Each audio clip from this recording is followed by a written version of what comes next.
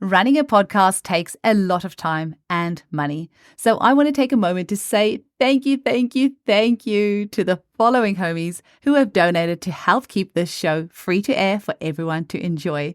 So to Audrey Armstrong, Izzy and Simone, Amita Chatterjee, John Coronios, and Karen von Bardeleben, thank you so much for donating to help keep this show going. Also, John and Karen, special hi to you guys. I got to meet both of you in person at the AHA conference in Brisbane in November. So it was really extra special to see your names pop up on the donation page.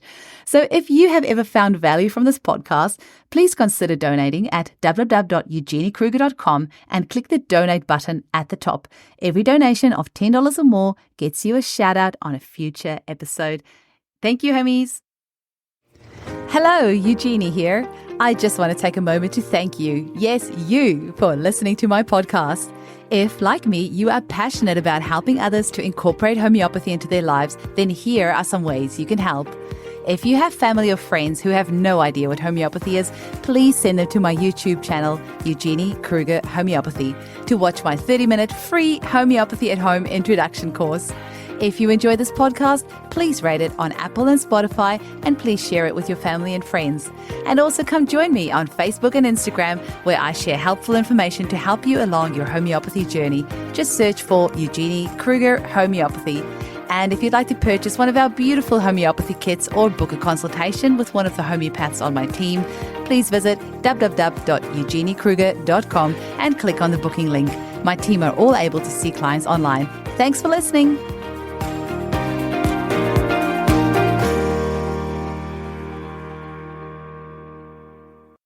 Today, we speak with Dr. Yashika Arora Malhotra, a homeopathic doctor in India who is also an editor for Homeopathic Heritage, the oldest and the largest circulated international journal in homeopathy, which has been running since 1976. She has also edited several books on homeopathy, and she's been a speaker at various platforms and has presented on several webinars on homeopathy and written many articles for magazines and journals alike. She is a young, vibrant homeopath with a very bright future and incredible writing talent, who's working hard to share her passion for homeopathy with the world. We hope you enjoyed this episode. Welcome to the Homeopathy Hangout podcast, where we discuss all things homeopathy from around the world. And now, your host, Eugenie Kruger. Hello, homies, and a very warm welcome to Homeopathy Hangout. Today, we get to speak with the lovely Dr. Yashika Arora Malhotra from India. I hope I pronounced that correctly. Very warm welcome to you. It's so lovely to have you on today. So I wonder, Dr. Yashika, can you tell us a little bit about how you first discovered homeopathy? What was your first introduction? Thank you so much, ma'am. I am really grateful to Homeopathy Hangout as well as you for granting me this opportunity to participate with you and share my views on this podcast interview. For choosing me, actually, I would say. Thank you so much. You've asked me about homeopathy, like how I was introduced, or what is my story, or what I can say for homeopathy. There is not much different story. Like always, every homeopath and every other doctor, I had my ambition since my childhood that I want to become a doctor. Anyhow, I would be becoming a doctor. Since I was a kid, I used to be very ambitious whenever I used to meet any doctors or in my family or whatever. So that was my ambition. And when I was becoming a teen, so during that time, I had some issues with my health. So that time I took many of the treatments, but then that was not going well. So I opted for homeopathic treatment. I belong from a very local homeopath where I was living. So from a local homeopath, I opted for homeopathic medicine. And that was so wonderful. That gave so wonderful results. That time I was around 14, 15 years of age. So drastically I improved in the next 3-4 months. And then my belief for homeopathy was enhanced, I would say. After that, when I was growing up, I gave entrance exams for this MBBS, etc., BHMS. So that time also I had something in my mind that I'm going to opt for homeopathic or if whatever, MBBS or homeopathic only, neither the other forms of medicine. So only these two were the priority. But then as per I don't know, it was my destiny or whatever. So I opted for this college, then Homeopathic Medical College, I got this college in my counseling. So I opted for this, and then my journey started as a homeopath. I was very unaware about it. Like everybody, nobody is aware about what is actually homeopathy, how you have to study. Everybody used to say that this meaty golia that we are taking. Sweet pills, everybody is saying about this, like sweet pills, it is. So yeah, then we started. First year was very fun, and then we grew and we got knowledge, and then belief system was strong when we used to see the cases, cured cases, and coming into the OPD during our internship, etc. And since the internship only, I was very much pretty sure that yes, homeopathy is a great science and we can do wonders with the homeopathy. And it is just not just based on similia similibus curanta, that is the law of similia, but it is actually a wonderful science which is going to change the world sooner or later. Yes, it's going to do something great. So that time only my belief system became so strong. Then I opted for MD, and then the journey grew. So now it's like I'm totally passionate with homeopathy, and it is actually my life, I can say. Feel the same. I do think there should be a warning sign when you start studying homeopathy, because it is all consuming. I think because it takes in so much of the natural world and human behavior, and it's just so intricate. It just doesn't end. Hey, so if you're somebody that is a lifelong learner, then this is definitely a great profession to be in. Now, you take learning to the next level because you are involved in so many journals and editing of books, and you've won awards for your writing. I don't know where you find the time to do all of this, but can you maybe tell us a little bit about homeopathy heritage and what it is and your involvement in that? Yeah. So I'm right now one of the editors of Homeopathic Heritage. The Homeopathic Heritage is a peer-reviewed journal by BJ and Publisher. As it's going on, it's one of the oldest running journals, I would say, and one of the prestigious one also. When you talk about all over the world, or especially in India, it's one of the most prestigious journal, and it's running since 70s, 60s, 70s. So many years have passed, and many great homeopaths, I would say the great stalwarts of homeopathy, worked upon it since long, and have participated to give articles, etc. Right now, also we have so many great reviewers and great number of people who are in our review committee, whether it's Dr. Isaac Golden, Dr. M.K. Sahani sir, Dr. Chaturbuja Nayak sir, Dr. R.K. Majanda sir. Many of the people, Dr. Shankar, every big homeopath is one of the contributors and or had been a contributor for our heritage. So it's a peer-reviewed journal. Since 2013, it got peer-reviewed, and we are publishing the articles of homeopaths from all over the world. And it is following international standards. It follows the standards as per the guidelines that are mentioned by ICMGA, IGE, the ICMGE guidelines we follow. And yes, it's following international standards. So yeah, it has that good quality. That's amazing. And well, what language is it usually published in? Yeah, it's published in English only. We follow British English, British UK English. Oh, that's wonderful. Yeah. And you, before the interview, you said that it's now available free of charge. How is that possible? Yeah. So, ma'am, since the COVID pandemic, before we used to publish it in hard copies and we had subscribers, till now we have thousands of subscribers for our journal. But because of the COVID-19 pandemic, we have made it online. Before we used to send it to our subscribers. Right now also we are doing the same. But yeah, we are planning and we have already tried our level best to make it available since past 1 year to all the people so that they can read, they can go through the standards, the articles, the book reviews, the interviews, or the old publications. Like we have a section of old archives where we publish a few of the articles by great stalwarts from British Homeopathic Journal, or we had old Hahnemannian gleanings, etc. So we publish in few of the issues, we publish one or the other article from the old books as well, so that we can old reference books, so that people get aware about the wonders of homeopathy. So yeah, so we are trying a little best to make it available to all over the That's amazing. Now, I have to ask you, is there any sort of peer-reviewed articles coming out at the moment about COVID? Have you had any, is there anything in homeopathic heritage at the moment with COVID-related instances? Yeah, ma'am. Yeah, exactly. So last year also, we had a whole month was dedicated to COVID-19. If you talk about the January issue, last year of January issue, January 2021. And I am like, whatever I try, I am not in every issue, I would say over 12 months. But yes, out of 12 months, 8 to 9 months, journals were at least one article was dedicated to COVID-19 by any of the great author who are already working upon the things. Like many of the doctors brought arsenic album as one of the medicine through their cases, or some of them brought Veratrum album. There was a very wonderful article. I don't remember the issue of the year issue. That was a research review article that was done by a very great, very good doctor from India. He took out Veratrum album while he was dealing with the cases of COVID-19. So yeah, we are trying our best to promote the knowledge of homeopathy especially for this pandemic, which has drastically affected the whole world. And if people can believe on homeopathy and through reading these such cases, so yes, it can be an add-on to this. That's amazing.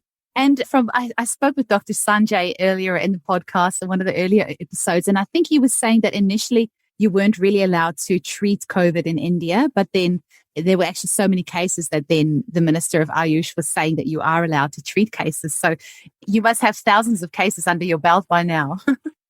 Yeah, exactly. Now, after experiencing the results, so Ministry of Ayush, in fact, allowed us to treat. In fact, this time, the wave which came, the third wave, that was a very light wave, I would say, Omicron wave, which came this time. So every other doctor, every other person had, I think 90% of the patients which were coming to us had COVID, because, and 90% of the people must have been affected during this last few months, 2-3 months of 2 months of Omicron, because it was a very mild wave.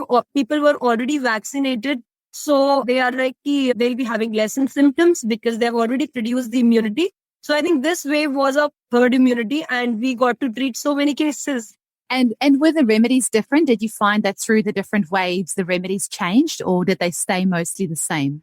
Every other wave, there was a new remedy. Like first it came arsenic album, then it came aspidosperma. I am not specific on one medicine. I usually treat as per the symptoms and as per the individual I'm getting. So I've got Brinia as well. I got Gelsemium as well.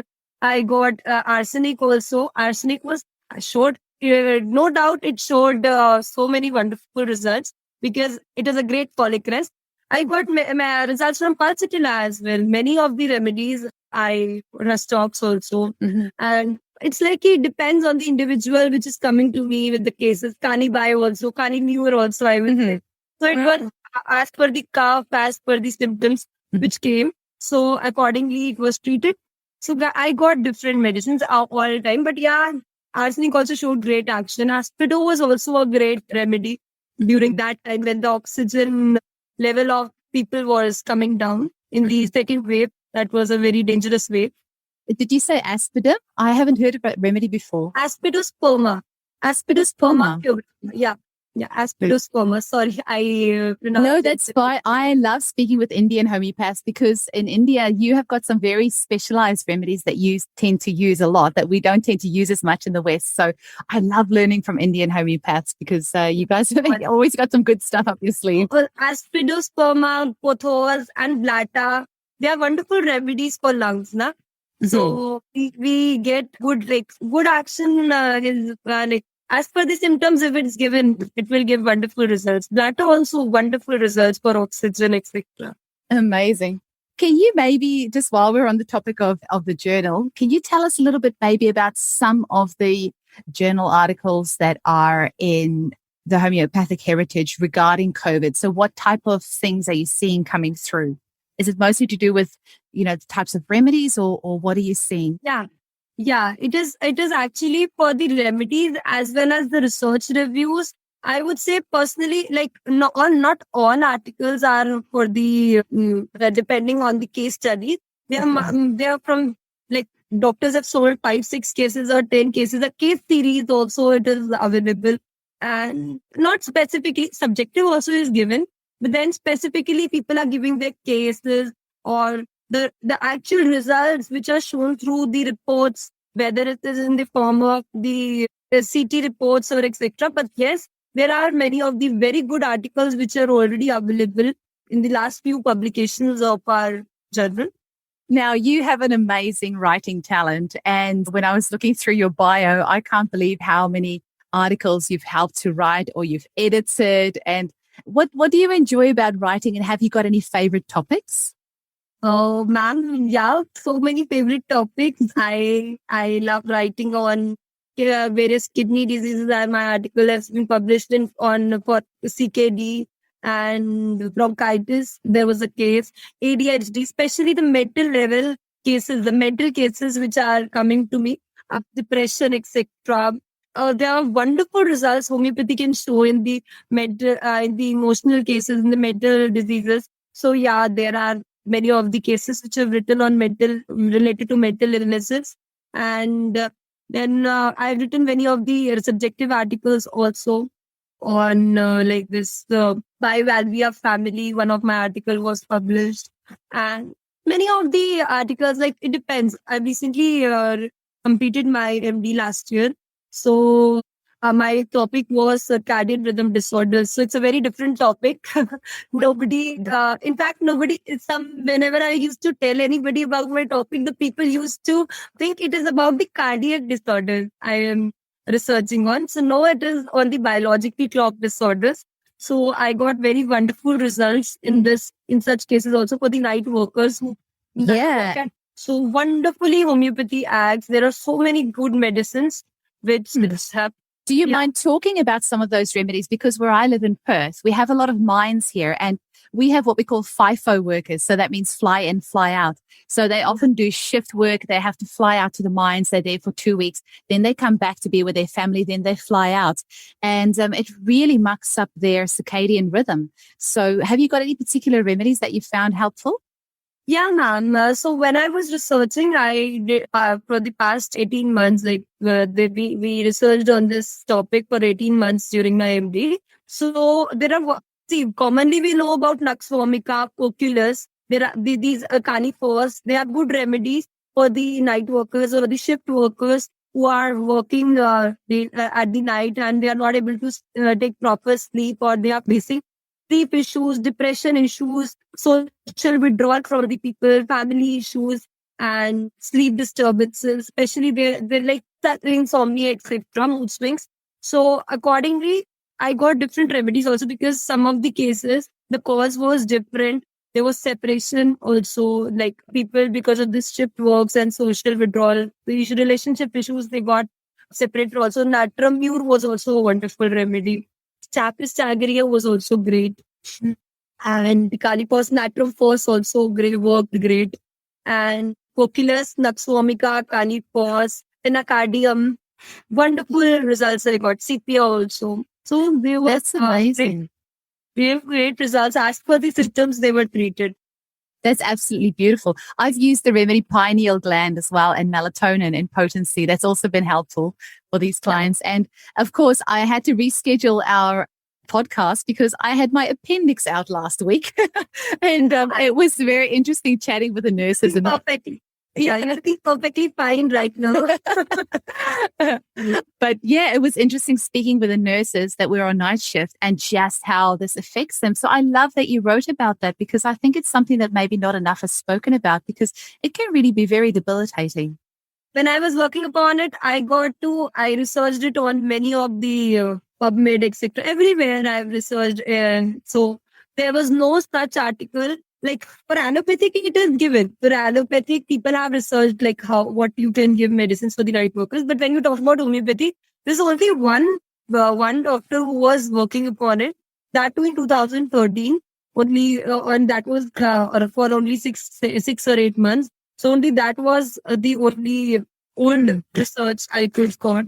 So I chose that topic also because that was necessity actually. So that was the topic was chosen. Well, I think you chose a great topic. That's wonderful. Now, you've also edited several books, including one from my favorite homeopath, Dr. Isaac Golden. Can you tell us about some of the books that you've been involved in? Yeah, ma'am. So one of the books you already told by Dr. Isaac Golden. So I worked upon recently the most touching one from the core of my heart is this book. I've already brought it. This is the book of augmented textbook of homeopathic pharmacy, which is recently come out, the third edition of it by Dr. Banerjee, Dr. D.D. Banerjee. Every beginner homeopath have to study this book in his first year. So I have recently revised it through the support of the publishing house. I've recently revised the book. I've corrected all the things which were coming, and updated knowledge is being provided in the book. Though maybe some flaws must have remained because you're working all alone. So you still need more knowledge because we are growing daily. And so all things are welcomed if anybody faces any issue in the book. Plus, I worked upon the golden thread of medicine. That is a Materia Medica book by Dr. Dilip Soni. And one of the contributing authors of the book on textbook of obstetrics with homeopathic therapeutics by Dr. Trupti Bhamre. And one of the book I'm still working upon is a series of books which is coming by Dr. Ajit Kulkarni sir. That every other homeopath must have written his name. He is internationally famous. So he has already brought two of these volumes. That is Homeopathy Through Harmony and Totality.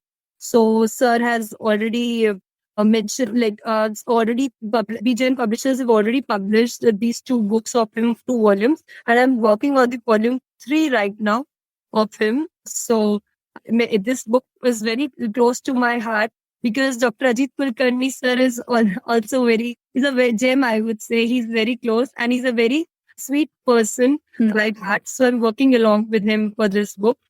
And many other books, like I've been associated with the editing part. Yeah. So Kaizen also, there is one book which is come for AIPGT entrance examination. I'm one of the contributing author. I'm one of the contributing editors. And there was a book which came by Dr. Surilvar Sarkar sir and Dr. Shruti Shah, one of his students, that was cracking the homeopathic codes of breast cancer. I was one of the editor of that book. And Vaccine Injured Children by Dr. Isaac again. And these are few of the books which I've worked on. Reverse Repertory of Mind have come recently by Dr. Mohammad Rafiq sir. Oh, that's good to know. Yeah, I'm one of the editors as well of that book also. Recently it came around 2-3 months back maybe, by Dr. Rafiq sir and Dr. J.P. Shalini. Like they are two authors. So I'm one of the editors of that book as well. I could never do your job because I would just sit there with the books all day long and not do anything else and just read. I think I would just cancel all my appointments and just read because we have so many incredible homeopathic books coming out at the moment, isn't it? It feels like there's an explosion of new information coming through. I mean, it's been going on for a little while now, but it's like I cannot keep up with all the new books that are coming out. It's quite mind-blowing. Actually, ma'am, it's so fun as well as so knowledgeable when you read. Like one book I missed on pain by Dr. Mayuresh Mahajan sir. He is following HHF. This is one of the schools which are working on cases through mind, etc. So I got the opportunity to edit his book as well. So there were so many new things I got to know through that. Like how can the remedy be chosen? Different books give me different knowledge, and I read it passionately. I'm passionate for homeopathy. So that's why it's always fun and enjoying. Like when you are doing for the passion, you always enjoy the things. Definitely. You can never get bored in this job ever. So I wonder, Dr. Yashika, do you want to share some maybe cases from your clinic with us? That's always fun to listen to. Yeah. So that comes to the main part because a homeopath, a doctor, a physician is always known by the cases we cure actually. By the cases, how many cases we are dealing with or Actually, the result of doctor opposition is known by the number, is equal to the patients cured. So, there are wonderful cases which I usually discuss through my webinars or seminars which I'm taking. Recently, we discussed about the LMHI also. I've taken I presented one of the poster on a case of nocturnal analysis with a child of a 9-year-old girl. I've already shared it in my presentation in the LMHI as well as in the Mission Homeopathy, Mission 5000 of Homeopathy by Enlightenment Education. There was a series, webinar series. I was one of the speakers in that series. So I took that seminar in that, on that topic. And daily, we get so many cases of acute nature like cold cough and hair fall. Many of the cases which come to me are of PCOD, dysmenorrhea, discharge per vagina. So there are so many medicines which give wonderful results in such cases. PCOD, we have calcaria floor giving wonderful results, Fraxinus giving wonderful results, uterine fibroid cases. So there are lattices, etc., working wonderfully. So as per the symptoms, as per the individual, whatever I am getting, whatever knowledge I can grasp and from the patient, and accordingly I give the medicine. For fatty liver cases, indigestion problems, such are acute cases which are coming up to us, and chronic cases as well of neural problems, numbness in hands, carpal tunnel syndrome. A few of the cases are working and renal stones, etc. They may be acute also, or they may be chronic also coming to the nature. One of a wonderful case which is right now going on is my patient interstitial kidney disease. So he's suffering from that disease since past 6 years, 2016. And last night only, I have not taken that clip. So I'll be showing it on my phone only. So last night only, that patient, which is coming to me, she texted me, his sister texted me that this, I don't know if you can see this on this. Is it visible? No, does it? Yeah. So I'll just share the screenshot once. Yeah. So a big thanks to you. आपकी वजह से Ishan, patient name is Ishan. So the reports में बहुत अच्छा फर्क आया है. In Hindi only she has written. So she said, ये area हमारी expectation से बहुत ज़्यादा कम है. I said it is not much which is decreased, but there is very minor one number written in is decrease. So it's not good as per my medicines, like as per what I have prescription I've given. Because then she said, क्योंकि इतने सालों में सिर्फ point से कम होता है, like point. पहली बार ऐसा result देखा 5 years में. So she mentioned this message yesterday only. So there are so many things which when the patient says such things to you, you feel so blessed that we are so thankful to God that He has given us that power to change somebody's life, to make somebody's life better.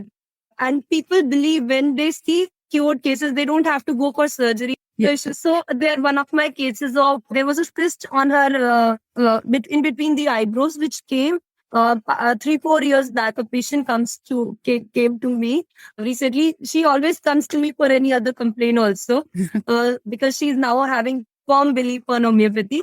So she had this after the parlor girl was making the eyebrows of her.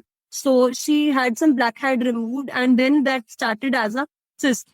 So that case, I gave her Sinecia 10M, like Sinecia was given in low potency as well in the start. Silica. Then I had to raise to the, Silica? Sinecia Terra. Silica, yes, ma'am. Okay, sure. I think we call it silica. Yeah. So we call it Sinecia Terra. Yes, ma'am. Silica 10M was prescribed. First, it was given in low potency. Then we increased to high potency.